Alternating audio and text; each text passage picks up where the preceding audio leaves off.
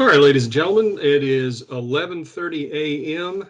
You are at the VMA Virtual Town Hall. Today is March 29th, and the topic is taxes. We're all dreading the pending date, even though the governor has moved the date and the feds have moved the date. But it's very appropriate we talk about taxes today. I will also disclose that the cute title Taxaginia is not a creation of the VMA. I have to attribute that to one of our former members who now works for the Thomas Jefferson Institute. Steve Hayner is a very witty writer, very clever, and he wrote a terrific article. If you've not seen it, just Google Thomas Jefferson Institute Taxaginia, and he has a fascinating article. So we appropriated that, but said we'd certainly reference his good work. So today's topic, we have two overall discussions. Excuse me, we have three deliverables today. We're going to talk about the overall tax climate.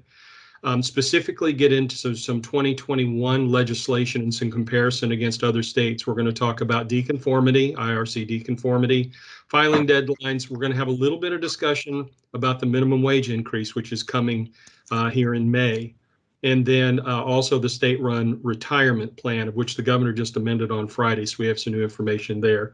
So a little bit about operations and tax-related issues, throwing in a little bit on wage. We're very fortunate. Our first speakers are from Mitchell-Wiggins. We have Melissa Sykes and Carmen Faison. And then when they are finished, we're going to have a discussion about the implications for unitary combined reporting for corporate income tax. And Stephanie Lipinski is with us with Williams Mullen, a longtime contributor to our tax committee. Just a tremendous background, formerly worked for tax department as well, has very good insights into what's going on here. And we're going to talk about the budget language requiring this reporting for all corporate income tax this year. It's not a change to mandate it. It's just this report is a mandatory report. It's very odd. I've never seen it done. And then we're going to talk about some other issues that give us some big red flags about what's coming in major tax changes in the future years in Virginia. And then we're going to wrap up with Tracy Tate, who is the VP of Operations at VRAIN, one of our affinity partners, to talk about some of the programs they have to help you with tax management. And it's a really good piece that you all need to hear, very innovative products that they have in community investments. So that's today's lineup. Before I turn it over to the Mitchell-Wiggins team, let me just prime the pump a little bit here with where we're at competitively when we think about taxation. Virginia has historically been a tax competitive state. It is no longer. I mean, as of today, our own research, the Manufacturing Competitiveness Index, when you look at our index, where we currently rank in the nation for top marginal corporate income tax rate, we rank 20th and we're losing ground. We lost a position last year in the 2020 rankings. That is of concern. When we look at the manufacturing scorecard tax climate, that's a third party, produces a report every year, we rank 18th. When we look at a number of other areas, particularly the taxation for technology intensive manufacturers, we rank in the bottom 3 in the nation. So we have some real issues that we have to deal with when it comes to taxation and the competitiveness of Virginia. It's not necessarily we did anything wrong until just probably the last year or so. It is that we really didn't do much, and all the other states just quite frankly they were more competitive, they were hungrier, and they had our lunch when it comes to very strategic tax improvements that made them more competitive. The other red flag that is a big item, again, to why our next speakers are giving you some good indicators of why we need to pay attention to this now. We've not had to worry about tax in a while. And it is the state budget. And let me give you an idea of just the escalation of growth. From 2017, our total revenue in our state budget was $107.5 billion for the biennium budget, 2-year budget. Today, it's 143. That's a 33% increase in spending. Now, part of that is COVID, but that is not all COVID. So that level of spending is not sustainable without broad tax increases across the board. And you're now starting to see the initial efforts to try to set up a fundamental change in the way that we deal with taxation. We've got some bills that dealt with high net worth individuals. We had some bills that tried to eliminate the estate tax, reconstitute the estate tax, the death tax. We've had discussions on a number of things. But the first one is corporate income tax. That's the first time we've had something of this substantial of a change, and that's what Stephanie will talk about. But before we get there, just wanted to prime the pump, let you all know that this isn't Chicken Little, the sky's falling yet, but it is a observed and evidentiary concern to raise the red flag to you all that we do need to be prepared for next session to be in a position of looking at large-scale tax increases across the board, not just fuel taxes like we've seen the last 3 or 4 years, not fee increases, which we continue to see, but coming at corporate income tax, coming at the top tier to make a more progressive income tax, quote unquote. All of those things are in play. So I hope I've sufficiently got your attention. So at this point, I do want to turn it over to the Mitchell-Wiggins team.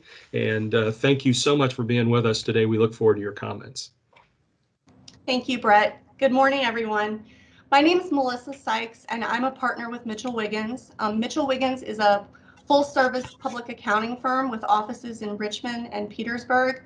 On the call with me today, I also have Carmen Faison. Carmen is a partner in our Tri-Cities office. Carmen and I both have spent the last year serving on our firm's PPP task force, and to say it's been a busy year is definitely not an understatement. We're going to go ahead, if you can advance to the next slide. These are the topics that we're going to touch on. So I'm going to talk a little bit about the tax climate, which Brett just teed up nicely, and then the Virginia Saves Retirement Plan. Brett, in full disclosure, I did this presentation before anything that came out on Friday, so I might need you to touch base with me or speak up if I say something out of line on that. I'm going to go through the Virginia minimum wage increase, and then I'm going to turn it over to Carmen, who's going to go into some depth with Virginia deconformity. And that's an area where we think you're really going to see that Virginia is not being very friendly to our businesses and in that area. And then lastly, I'm just going to close it with some filing deadline, a chart of that, just to make sure everybody's on the right page. All right, so I don't know about you all, but this is just meant to be a funny slide, but it does demonstrate what the CPA profession is feeling right now. 2020, saw a lot of funding coming at businesses. Great. We saw a lot of our clients that had a need, get some funding that kept them going. But now we're starting to see sort of the back end of that as businesses are going to start with PPP forgiveness, applying for the employee retention credit. We're getting into a lot more of the nuances. We had to wait for an awfully long time before Virginia decided what they were going to do as far as PPP legislation. So we'll get into that a little bit more as we go through this, because in a lot of instances, the way Virginia treats this is different from the way you're going to treat it on the federal return. Can you go to the next slide? All right, so right now, and as Brett said, I think we're going to see some changes coming, but this is strictly showing the corporate tax rate. And you can see that actually Virginia falls somewhere right in the middle. So we're kind of in the semi-light pink area at 6%. And, there are some states like to the south that are a little lower, and then there's certainly some up in the northern part of the country that are higher. But it's really not the tax rate right now that's concerning. I think it will be in the future, but it's how we're getting to that taxable income in Virginia is where we're seeing a real problem, in that Virginia is picking up some things that maybe the federal would have allowed, and we'll go into that. If you go to the next slide.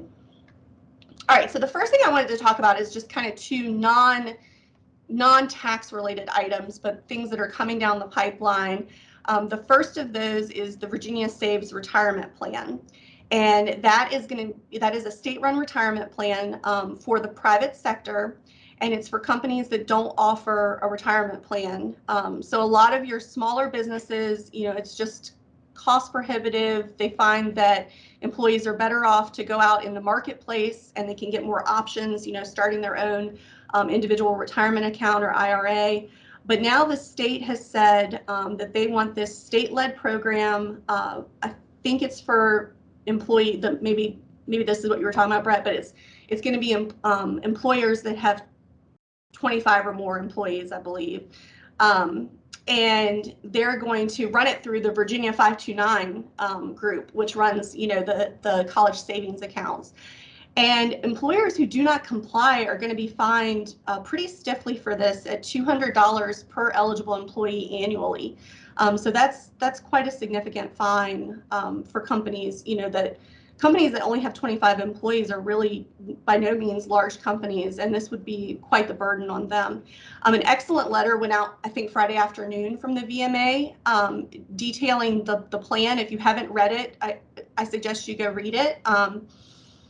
It really details how burdensome this would be from an administrative standpoint. It also goes into the fact that it limits the opportunities for the employee. It's going to limit what they can invest in, and it's really just not been successful in other states that have tried to run similar programs. So again, the letter was urging Governor Northam to veto that bill, but it really is a great letter that details a lot of why that program likely will not be very successful. Can you go to the next slide? So the next thing I wanted to talk about before we get into deconformity is just quickly to go over Melissa? Oh, yes, sir. I'm sorry. I will make one more point for everybody. Okay. The governor did amend the bill on Friday for the required retirement plan and made it worse. Not surprising. So now it's for all employees 30 hours or more. So it now includes a mandate on part-time employees. Oh, wow. Okay. So it is a significant interest, and we'll see how that plays out April 7th when the General Assembly reconvenes if they reject his amendment. Okay. Thank you, Brett. So this slide really just demonstrates where we are currently with our minimum wage. Right now we're at 7.25, and you can see that that's pretty in line with a lot of the southern part of the country. We do obviously have some higher minimum wages up in the northern part and out on the West Coast. We have not had a minimum wage increase since, I believe, 2009 was the last time. And so now if you go to the next slide, it is set to increase on May 1st to $9.50 an hour, and then it's going to increase every year until it reaches $15 an hour. So again, this is just another cost that businesses are going to have to incur, and to be competitive with other states, because it looks like other states may do this as well. It's just something that the businesses are going to have to deal with. So that's all I had on the non-taxation issues. I'm going to now turn it over to Carmen Faison, and she is going to go through some of our conformity issues for us. Great. Thanks, Melissa. Yeah, let me ask a question, Melissa, before you go on. What are some of the other states that have had this program for the retirement that it hadn't worked out very well? Just maybe one or two other states. Sorry, I muted myself and didn't realize.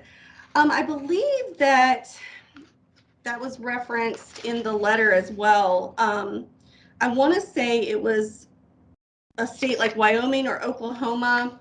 Let me find that, and I will put it into the chat if that's okay. Yeah, that's fine. I know they specifically listed 4 different states that were not successful at all in trying to implement a state-run retirement plan. So I'll put it out in the chat in just a minute. Thank you. Okay, great. Well, I'm going to talk a little bit about Virginia tax conformity. And before I dive into Virginia, I just want to give a brief overview of what is conformity and why do we have it. So as everyone's very familiar with, we have the Internal Revenue Code, the IRS uses to to promulgate regulations to calculate your income tax basis, so corporate income taxes, individual taxes. And most of the states do not create their own tax legislation. They start with the Internal Revenue Code. Obviously, it's much less burdensome on them than, having all of the legislative process to have all the definitions and all the regulations.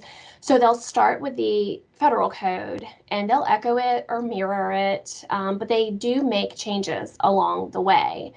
So there's many different ways that you can do this, but sort of the two main ways that states conform with the federal tax code is either fixed conformity, which we have here in Virginia, and about 20 other states have that, or what's called rolling conformity. So rolling conformity administratively is much more friendly for CPAs, at least, to work with. I think it's more friendly for businesses as well, because when the Internal Revenue Code is changed that your state is going to conform. Yes, they may come back and opt out of certain items, but you'll have general conformity. Whereas with Virginia, we have what's called static conformity. So each year there's a legislative process where we actually have to affirmatively say, yes, we conform as of this date, and these are the provisions we are not going to conform with. So it makes it particularly hard for us as CPAs when there's something like the PPP program that is so hotly contested, and we literally had to hold a significant amount of returns this year because we did not have confirmation from the state on how we should calculate Virginia taxable income. So this year with conformity legislation, we had the House Bill 1935 and the Senate Bill 1146. And those two, that legislation actually outlines what does Virginia conform with and what do they not conform with. We had a significant year of tax legislation. Many stimulus bills, were passed. A lot of changes, and we're going to walk through some of the main points that Virginia deconformed from, kind of talk about source legislation. So if we can move to the next slide, please. The first item we're going to talk about are net operating losses. So this is when an entity, incurs a significant loss for the year, expenses in excess of revenue. The CARES Act, which was passed on March 27th of 2020, the CARES Act was the first initial stimulus bill, if you remember.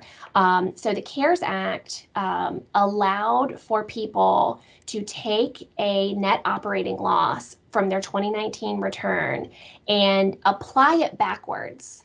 And so why that is substantial is because it allowed for businesses to take a loss from, say, 2019 and push it back to 2018 and get a tax refund for that year. So the intent was to create positive cash flow instantaneously. So this was really great. It wasn't a tax law that they would have to wait until their 2020 return was filed in 2021.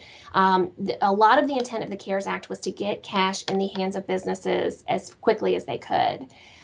So Virginia in our legislative process does not conform to this carryback provision. So if we had a business in 2019 or 2020 that had a significant operating loss, they don't get to take it backwards those years and get a state tax refund. They have to keep carrying it forward. So if you have a loss in 2020, you can take that loss and apply a portion of it to your income, offset your income in 2021. So you don't get that immediate positive cash flow.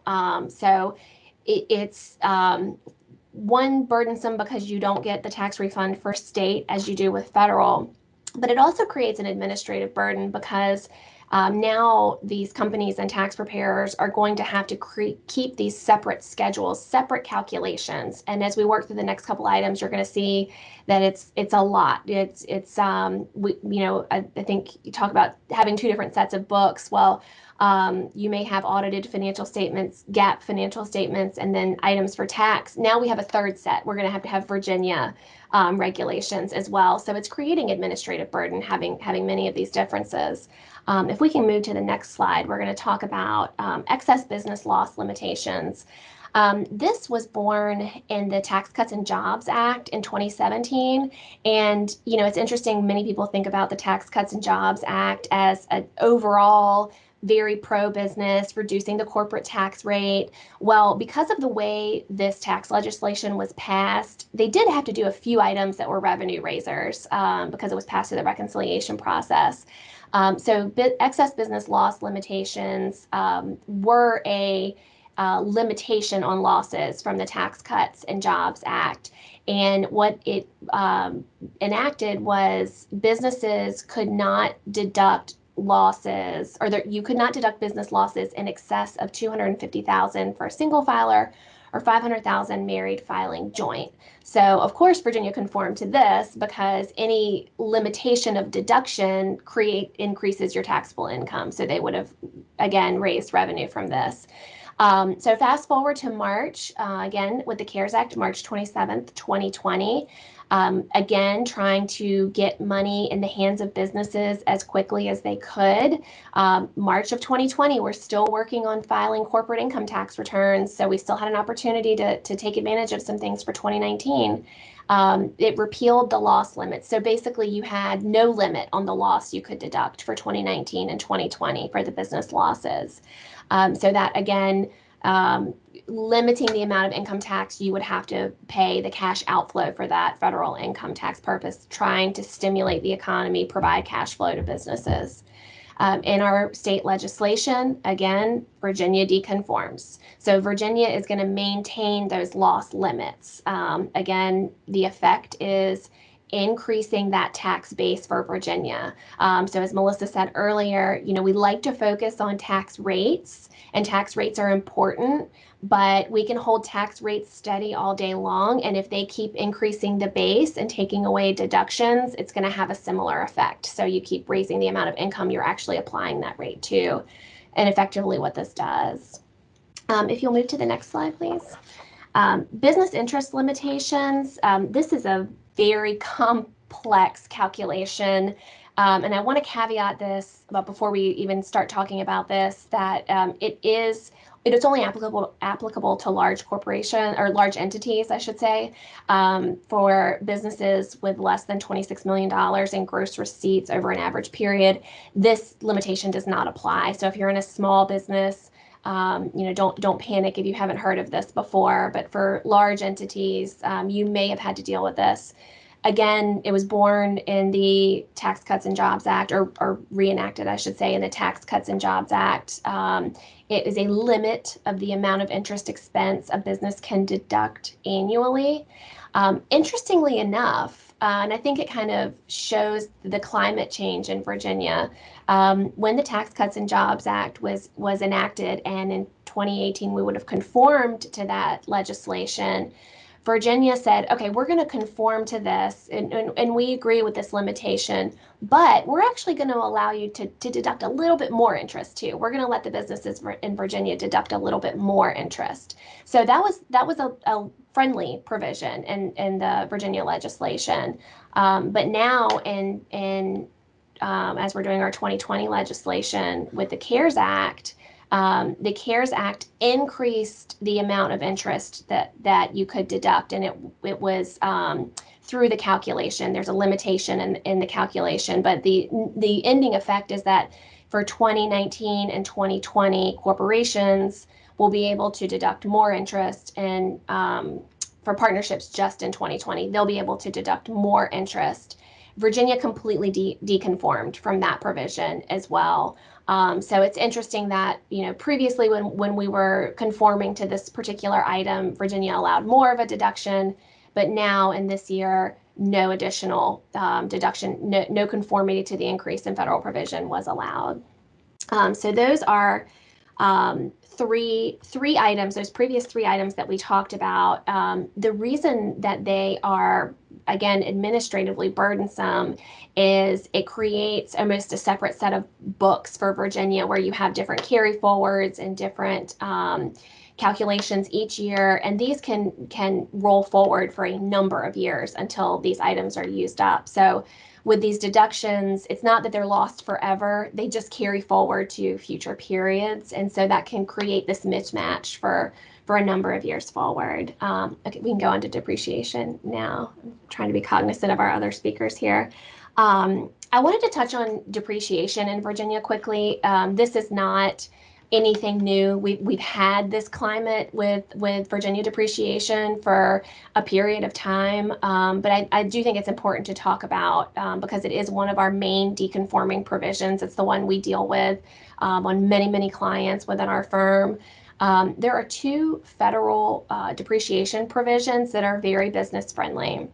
The first one is called 168K, or bonus depreciation, and that allows for certain capital expenditures to be 100% written off in the year of acquisition, whereas under normal depreciation, you would have to write a portion of it off over 5 or 7 years. So from a cash flow perspective, you pay less tax in the year of acquisition. It's very business friendly. It encourages investment in equipment and for businesses to grow and reinvest in their business and the growth.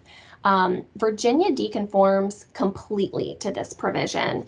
And so an example I have is, let's say a manufacturer acquires a $300,000 piece of manufacturing equipment. So for your federal return, you'd have a $300,000 deduction, but for Virginia would only allow you a $60,000 deduction. So that's a very large difference in your calculation of your taxable income between federal and Virginia. There is another federally beneficial depreciation election called Section 179 depreciation. Most of you have probably heard of this. It's very hot topic, very talked about. It kind of ebbs and flows with the political environment as to how much we get limitations, but currently it allows, the federal government allows for $1,040,000 of expense annually from 179. Now the difference with Section 179 is that there's a phase out on this one. So, and there's actually a typo on this slide. It should be 2.5 million. So if your annual CapEx is over 2.5 million, if you're buying 3 million, 4 million, $5 million in manufacturing equipment every year, because that's what your CapEx requirement is, then you won't see much benefit from this because you'll be phased out of being able to use it. So Section 179 is targeted more towards small businesses. Interestingly enough, Virginia fully conforms to Section 179. So what we see a lot with very small businesses is it's much more beneficial to elect Section 179 rather than the bonus depreciation where you'll have this negative impact for Virginia. But again, we're seeing some of the provisions a bit more friendly to small businesses, but for the larger corporations, there's intent to not provide the same benefits as federal. Okay, we can move to the next slide. Okay, PPP in Virginia. I think it's important to know sort of the background with PPP taxation in Virginia before we jump into the details here. So if any of you weren't following this in 2020, the Paycheck Protection Program was enacted by Congress in the CARES Act in again March of 2020, and it was a program intended to prevent employers or incentivize employers not to lay off or furlough their employees. They were trying to keep people out of unemployment programs. So effectively, the federal government was using employers as the unemployment system. Here's the money to pay your employees. Don't file for unemployment, which goodness knows we needed it after the disaster that the unemployment programs ended up being in the past year. So in the legislation, and Congress wrote that these funds would be tax exempt income. So the intent was there would not be a negative tax impact on entities that received Paycheck Protection Program funds. And it was very regulated. These companies could not receive these PPP funds and then hold back 30% to pay taxes with. That wasn't allowable use of funds. They were required to use these funds in order to get forgiveness on payroll, rent, mortgage interest, very regulated, what they could use the funds for. Well, they didn't explicitly state that the expenses were to be allowed to be deductible as well in the original legislation in the CARES Act. So the IRS looked to technical regulations and they said anything, any expenses related to tax exempt income. So these are clearly directly related. You know, you were required to use your PPP funds on salaries and other items. So the IRS came out and said, oh, well, those expenses aren't deductible. You're not going to be able to deduct those on your federal return. And there was, you know, many discussions back and forth. And finally, on December 27th, with the Consolidated Appropriations Act, there was a legislative fix to this, where for federal purposes, any expenses paid with your PPP funds are also deductible. So that was great. It was a win. The problem is the timing of that. So our state in Virginia had already gone through sort of the budgetary process and projections, and they were basing their projections on the IRS's standpoint that the expenses would be non-deductible. So there was quite the fight, and many articles. Virginia Pilot had many articles. Richmond Times-Dispatch had many articles. There was a lot of lobbying. VMA may have done some lobbying on this as well. Secretary Aubrey Lane did not want any expenses paid with PPP funds to be deductible at all. And where we ended up, so coming back here, where we ended up was Virginia will allow for $100,000 of expenses paid with PPP funds to be deductible. And that's it. That's your cap. So, you know, for the example of someone who got a $1.3 million PPP loan in 2020, and only 100,000 of those expenses can be deductible. So that entity is going to have an increase of $1.2 million to their taxable income base for Virginia. So you can see this is a substantial add back for the state of Virginia. So can we move to the next slide? A few other issues with the way this legislation was passed. It only applies to tax years beginning in 2020. I know many of you probably have entities with tax years that end maybe September 30th, October 31st. So, for example, if you received your PPP loan on April 5th, that would make your covered period for using your funds ending on September 19th, and your tax year ends September 30th, 2020, you will receive no state tax deduction at all for your PPP funds because they were incurred during a period that began in 2019 rather than 2020. And that's extremely inequitable. And we are hearing the Virginia Department of Taxation. Melissa and I were just on a call with them last week. They are holding hard on that stance. It is very clear in the legislation. And basically they said, sorry, Charlie, you're out of luck. So again, fiscal year filers, be aware of that. Did you want to add something, Melissa? You're also out of luck on any penalties that you incur because you didn't pay in estimates and now you have a balance due for Virginia. You know, basically they told us you can write a letter. So, yeah. And also, we have people that are getting second round PPP loans right now. So you've received them in the first quarter of 2021. I would not place bets that we're going to have the same legislation for next year. This was good for 1 year. It's good for 2020. You know, it's the kind of thing we can start talking about now. We can start, you know, reaching out to our representatives and saying, hey, 100 isn't enough. You guys really need to increase this, you know. So a great example of Virginia's attitude towards these small businesses in this intense time of need. Okay, we could go to the next one. I just want to clarify too that this has been a big question. We don't know what consolidated or combined filers for the state of Virginia. The state, they'll get back to us on it is basically what they've said. So they obviously didn't think that through when they were releasing their guidance on this. What they have clarified to us is pass-through entities. So if you have multiple entities that are organized as partnerships or S corporations, that $100,000 deductible amount is for each of those entities. So it doesn't come through to the owner, which actually is very taxpayer beneficial. We were glad to see that confirmation from the Department of Taxation. And then they also confirmed that for multi-state entities, which I'm sure many of you are, all the adjustments are made prior to apportionment. So that's clarification on that as well. And then the last slide we've got on PPP is a great chart. It's a little bit misleading because it draws a line on the sand. Is it taxed or not taxed? And so, you know, in Virginia, we did get this $100,000 deduction. So, you know, we got a little bit of a break. Our brethren to the south in North Carolina, it's all added back for North Carolina.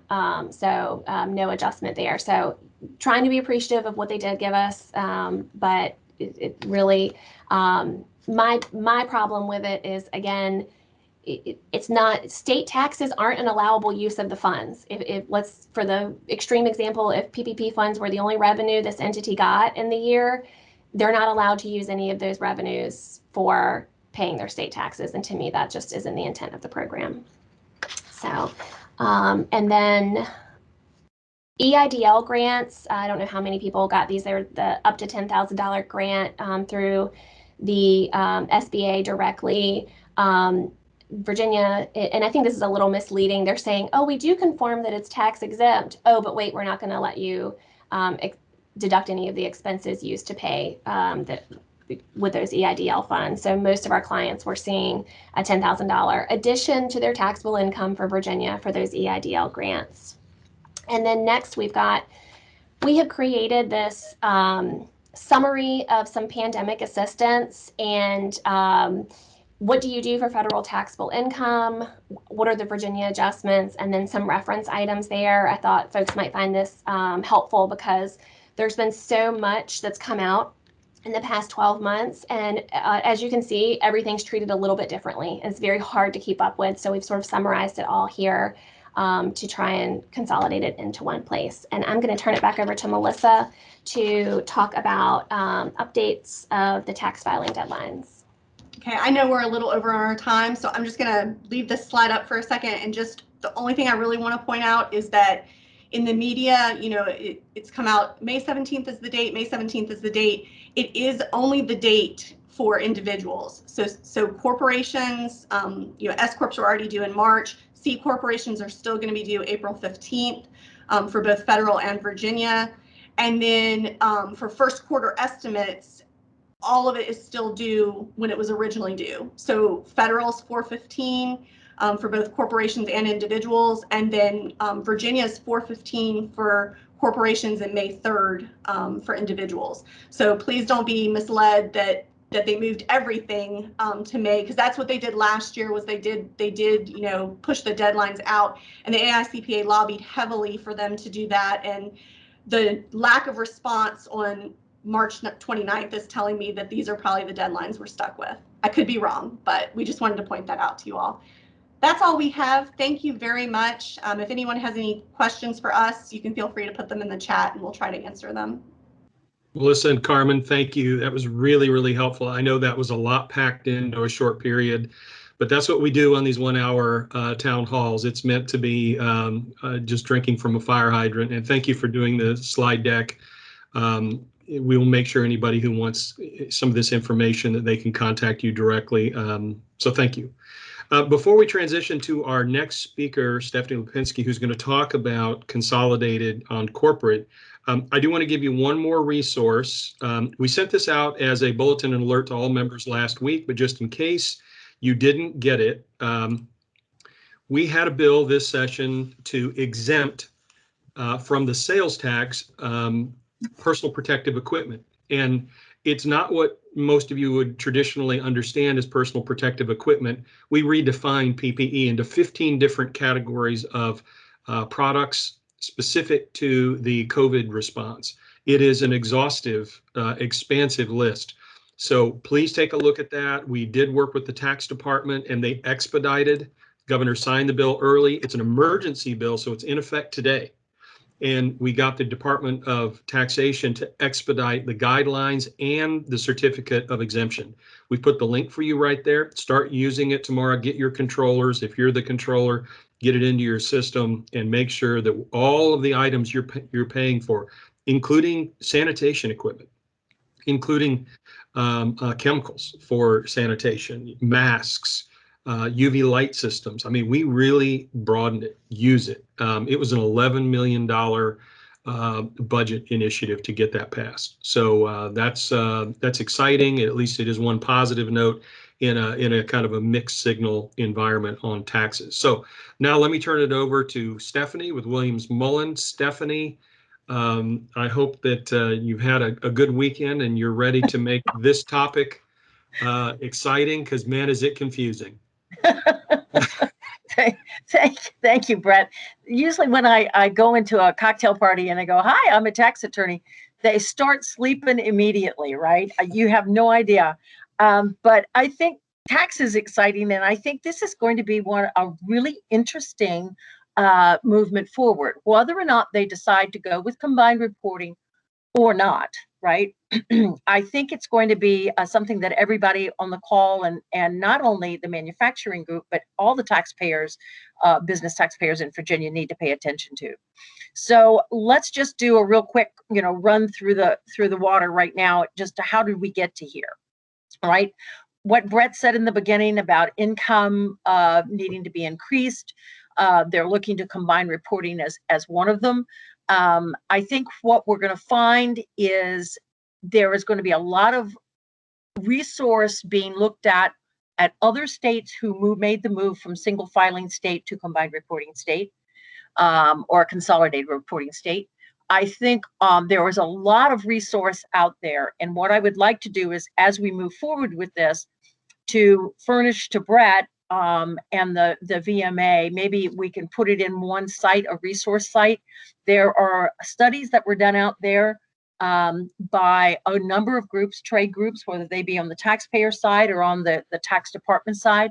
Also, the state legislatures have done studies on this stuff. Individual states who have made the journey from single filing state to combined reporting state, they all did their own internal studies. I think there's a lot of information there that we can leverage off of for two things. One, to self-educate ourselves so that we go into any of these discussions totally knowledgeable about the pros and cons of combined reporting, because believe it or not, there are, if your company is situated in a particular fashion, there are some benefits to combined reporting. There are also some downsides to combined reporting. And I think we see that. So let's look at the House Joint Resolution 563 that basically did the whereas, basically, then set up, set up the combined reporting study group that's going to be happening. So it's going to be under the direction of legislative services in conjunction with the tax department to establish a working group. It's my understanding from Brett that VMA is going to have a seat at that table, which I think is critical. So we need to make sure that we have all the information we need and can go in as an informed group. And with that information comes authority. So I think that that's important for us. So let's look at the item 3-5.23 pound 1C, which was the conference report that is basically set up the group and says, what we're going to be looking at, right? So this is the big thing. In order for them, we've got some tight dates here, some really tight dates.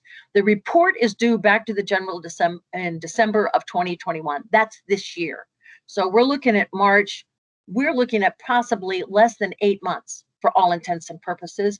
And then when you look at the actual, when they're going to be getting the information data back from the companies, from the Virginia companies, that's June 1st of this year. So they are going to have less than 5 months to be able to gather information, write the report, get input from all the companies, and deliver something to the General Assembly December of this year in order for them to start making decisions, theoretically, on combined reporting for the session next year, starting in January 2022. That is incredibly tight, guys. So one of the things I want you to think about here, and I did an outline, which they have very kindly made into a beautiful outline here. Let's go to the first slide, right? And so what we do with this is, so here's one of the things we need to think about very seriously. If we can get any input, there's the outline. If we can get any input at all into this, is that they are basing these reportings are going to be done on June 1st of this year based on our 2019 returns. That is a pre-pandemic return.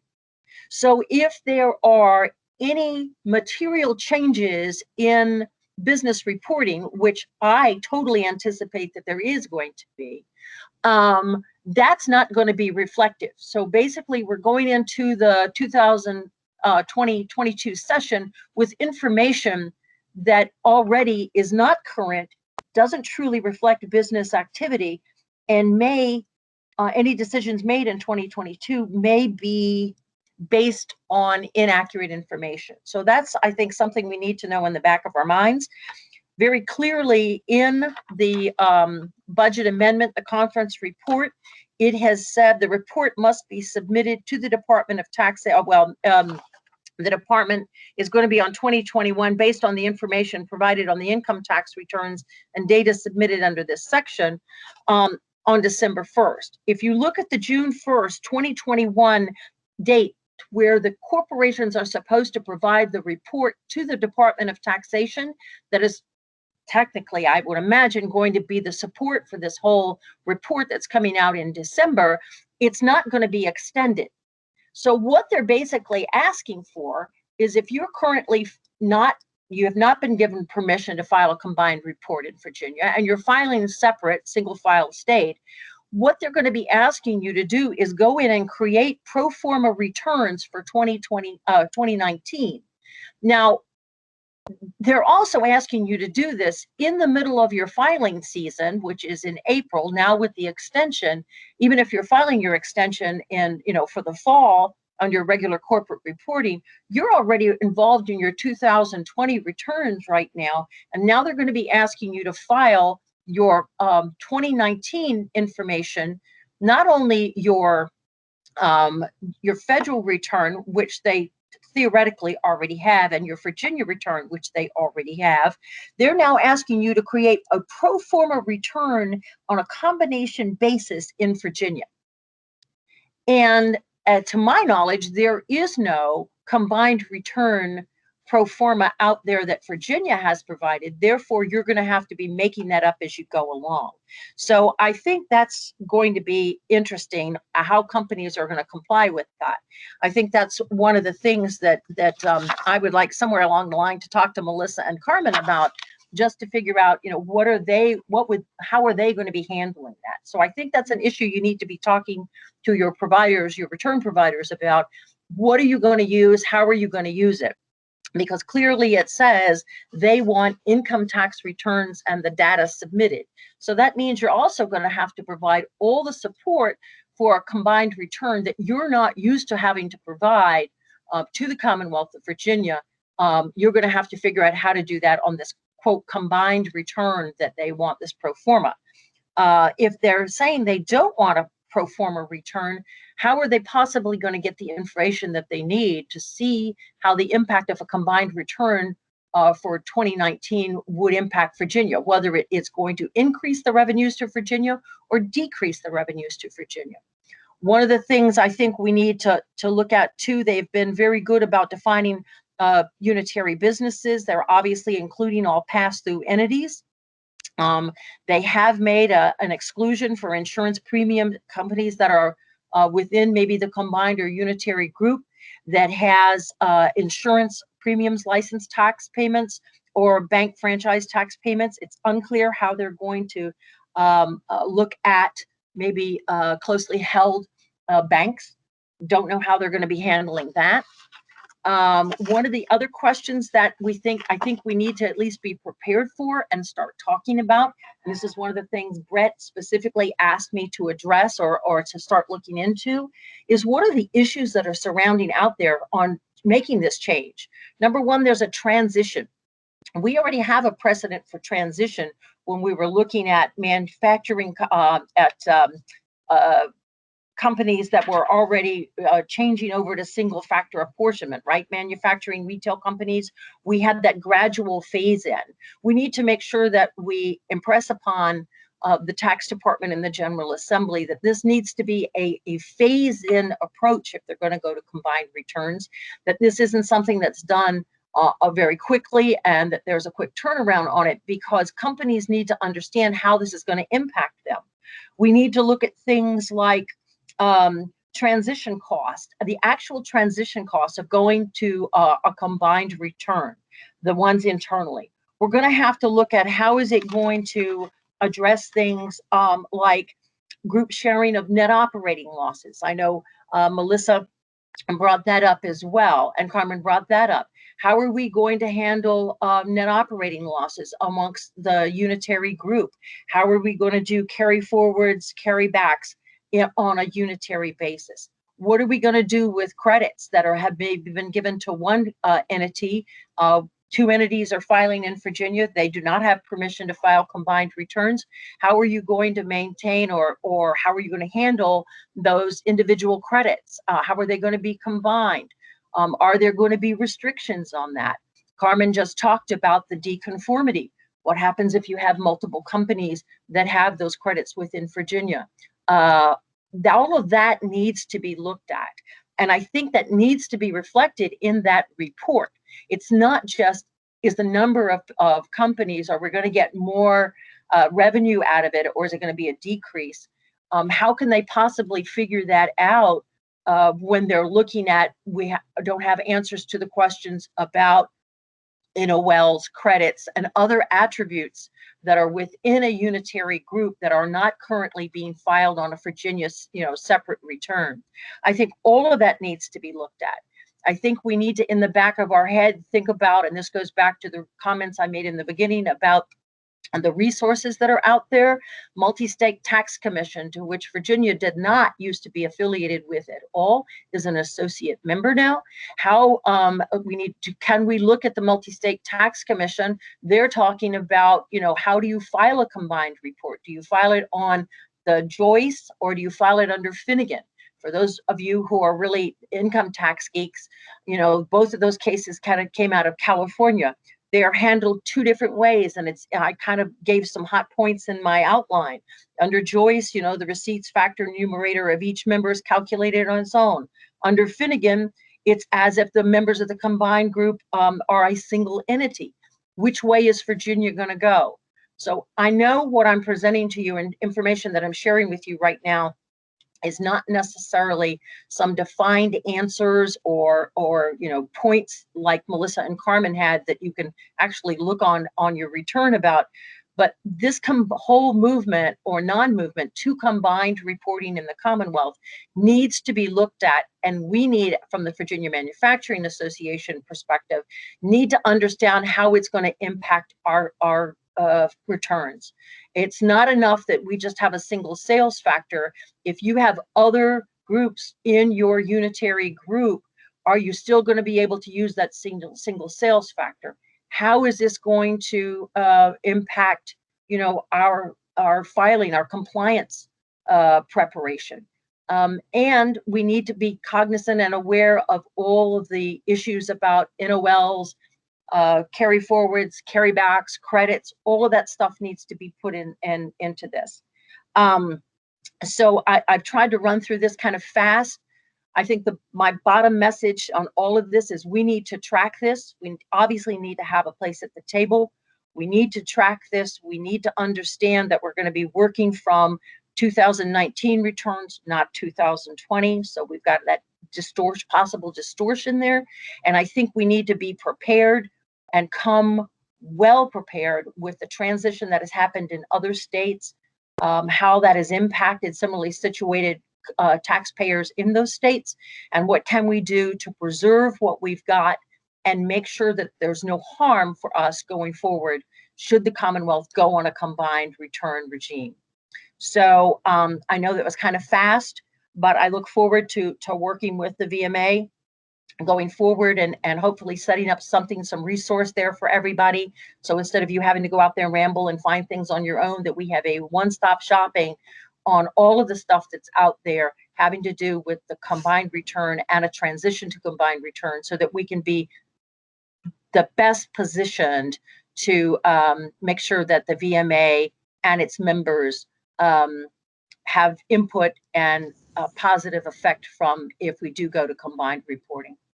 Stephanie, thank you. That was very helpful. And Those of you put a note into the chat. If you're not a member of the taxation committee and you'd like to join, email Kimberly Noonan. We'll also take a look at improving the tax committee's page so that we can make it a repository for information, easily accessible. And we will have a pretty comprehensive review this year of being prepared for next session on tax. Not only the unitary combined reporting, but also the issue of eliminating the estate tax, the individual, because again, a reminder, the majority of our members are S corporations, so they pay at the individual level. And so this is, we have to look at a quote progressive, as has been described by the new leadership in the House and the Senate, a more progressive individual income tax, which is code for tax the rich. And unfortunately, you as owners of businesses, you get thrown into the higher tax brackets, and there's a lot of assumptions that that's the rich. But as you all know, with your technology and your asset requirements, your debt management, all of the things you have to do to be a successful manufacturer or supplier, your income is not necessarily the fair measurement on a year-to-year basis. So we've just got to be prepared to have a good statement about how to make Virginia more competitive, not less competitive. So thank you very much, Stephanie. Our last speaker today is actually one of our affinity partners. And we've got the team from V-Rain. In particular, we have Tracy Tate. And Tracy's going to talk to us about a really interesting tool. If you have not considered this strategy, a great tool for your toolbox for tax credit. Thank you, Brett. Good afternoon, everybody. I don't know if you've heard of Rain Corporation. We've been in business for over 45 years, and we're located in little old Martinsville, Virginia. Same owner, has been here for 45 years, and he's still very involved in our business. So I want to start out with telling everybody a little bit about what we do. Our main focus for many years was the work opportunity tax credit. If you as a business are not participating in this, you really need to look at it. It's basically free money. What it is, it's a federally funded program designed to give employers an incentive to hire employees with certain barriers to employment. Some of those barriers are unemployed, recently released felons, SNAP and TANF recipients, and veterans. There are quite a few different programs and tax credits within the WOTC program for hiring veterans. It could be a disabled veteran. It could be a veteran who's been unemployed. Those are, larger tax credit earners. It's a very, very simple program. And like I said, if you're not participating, you really need to. The basics behind the program is there's a federal form called the 8850. You have your new hire fill out that form and you send it to us. And that's it. The employer does nothing else. Brain does the rest of the work. It's up to us to review the form, see if we feel like the employee is eligible for one of the specific target groups, and then we take it from there and enter them into the state for certification. And that is how the program is handled, is state by state. So for instance, the state of Virginia would be the one that would initiate whether the employee is certified or denied for the program. Now, as I said previously, this is for new hires only. It's not for somebody who's been previously employed by your company. There is, if the employee is certified and maxes out in their wages and hours, then you can earn up to $2,400 for each employee in this program. So a rough estimate that we do is if you hire 100 employees each year, we estimate that 30% of those employees will be eligible for the program. If each employee, if all 30 max out, that's $72,000 in a tax credit for your business. So like I said, there's nothing involved for the program, so it's a no-brainer. So so the work opportunity tax credit is something that, you know, we initially started with.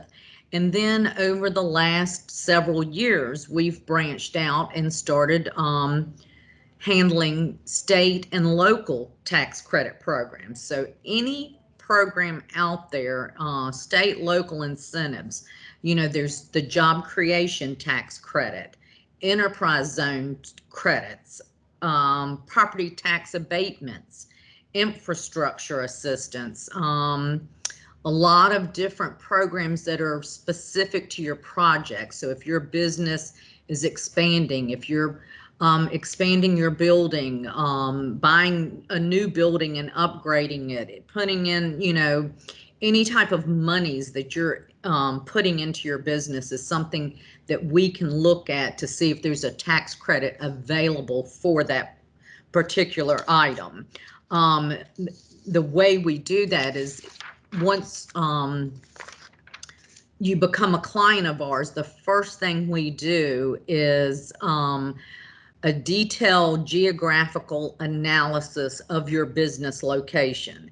And from there, we will come back to you and say, these are the programs that are available in your area. For instance, you know, one that I said was enterprise zone. It specifically could be that your business sits in an enterprise zone, and so you're eligible for a tax credit.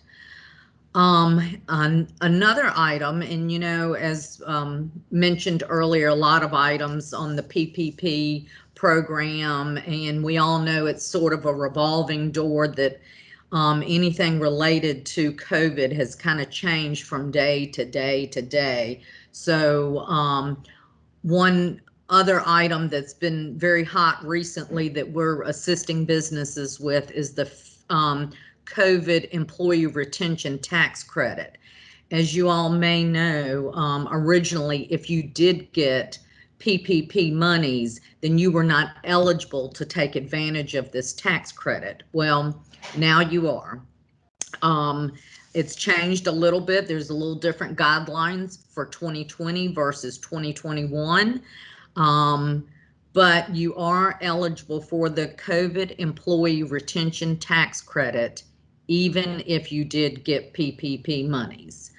One thing that I would also like to mention, and I'm sure as the slides go on and Brett and their group will give you our contact information. One thing that's very important to us and to our clients is VRAIN is totally contingency based. If no tax credits are earned, there is no fee. That is how we run our business, and we have customers all over the United States, all the way to Texas, California, you know, quite a few in the state of Virginia. So I would like to say, if again, stress, work opportunity tax credit program. If you're not taking advantage of it, you really need to. You need to contact us. Be happy to give you some information. And I really, he put my contact information up there. I really appreciate you all giving us the time to speak today, and please get in touch with us. We'd be happy to help you with any and all tax credit programs. Thank you, Tracy. Thank you to all of our speakers today. Just a reminder that we record all of our town halls. So if you would like to go back and see previous town halls, or if you would like to listen to this town hall, again, you can access all of these recordings out on our webinar library. So go to VMA Connections, click on the webinar library, and they are all listed there. All of these companies are also available on our VMA Connections services provider website.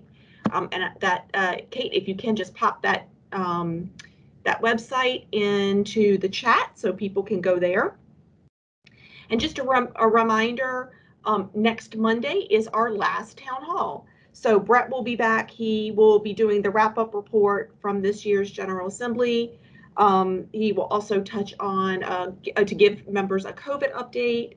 I'm sure he'll talk about federal PRO Act legislation as well, and some other things that we are working on. So join us next Monday. Same dial-in information as today. Should already be on your calendar, so hopefully you can come back and join us for next week. And then also, one last reminder, we have our Spring WIM Leadership Summit, April the 20th, and the details for that is out on our website as well. Hope you can join us. So you guys have a great Monday, and we'll see you back here on next Monday for the last town hall.